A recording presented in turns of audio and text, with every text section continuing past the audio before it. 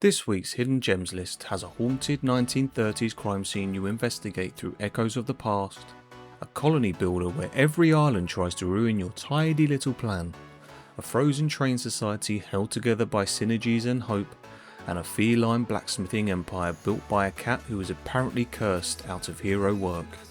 There's also an incremental mining game called Rock Bottom, which feels less like a title and more like a personal assessment. 8 Steam games, all worth a closer look, so here's what's worth knowing. A group of locals walk up to an abandoned house in 1936 and find the aftermath of something horrific. Decades later, you're given a strange machine that lets you listen to echoes from the past, which is a more interesting approach to detective work than staring at corkboards and drinking badly. The incident at Galley House is based on the browser mystery Type Help and has been rebuilt for Steam by the creators of the Roottrees Are Dead.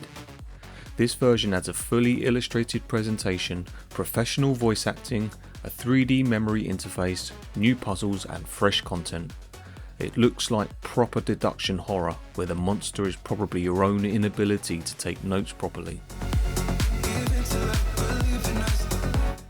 A tiny island colony should be a peaceful thing to manage, but little Incrementisle understands that numbers going up are much funnier when the weather is being difficult. Each run drops you onto a new island where you gather resources, build structures, recruit villagers and prepare to sail onward. The clever wrinkle is that every island comes with its own modifiers and disasters, including earthquakes, floods and pirate raids. Between attempts, prestige points feed into a permanent talent tree, so even failed colonies are technically useful, which is the kind of logic incremental players find comforting. It's free to play, already positively reviewed, and seems designed for people who enjoy optimizing a spreadsheet that occasionally suffers from natural disasters. The world has frozen, society has collapsed, and your job is to run the last train, Civilization. Frostrain 2 builds on the original Frostrain with more management, more synergies and a stronger sense that passenger happiness is now a political resource. You gather train cars, place them carefully, upgrade them, combine relics and make decisions as random events hit your moving society. That's a wonderfully specific survival fantasy.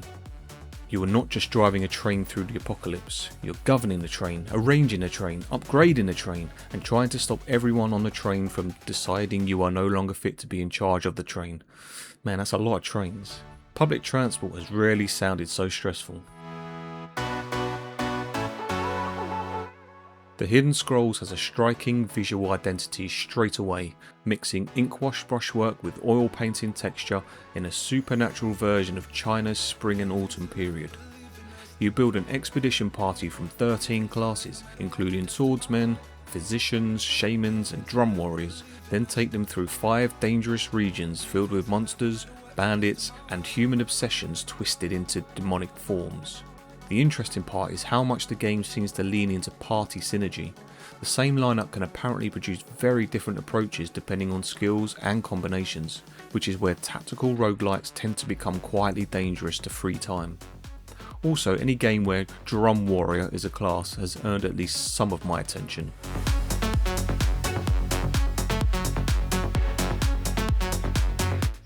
Requiem of Reuinis, is that right? Am I saying that right?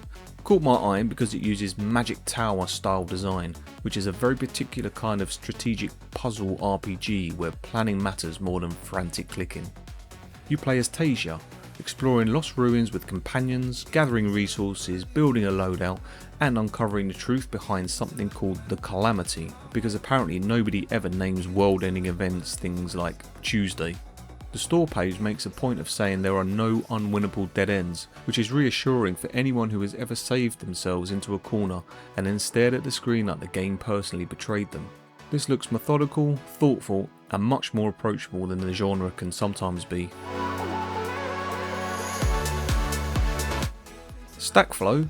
No, not that Stackflow. Is built around one of the oldest gaming pleasures, fitting pieces together so neatly that your brain briefly forgives you for everything else. You place blocks, create connections, trigger combos and chase target scores across escalating levels. The roguelike structure comes from the way new blocks and advantages change your options, including things like indestructible obsidian, exploding stone and automation tools that reshape how each run works. It's already picked up very positive reviews, which is useful for a puzzle game because players are not usually shy about telling you when a block has annoyed them. This seems like a strong pick for anyone who likes tidy placement, untidy consequences and dopamine delivered in rectangle form.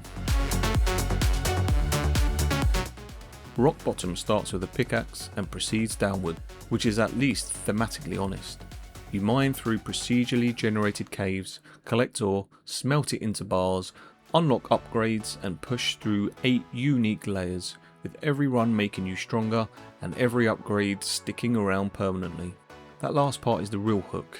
Incremental games work best when failure still feels like progress, and Rock Bottom seems to understand that every swing should leave you slightly better equipped for the next descent.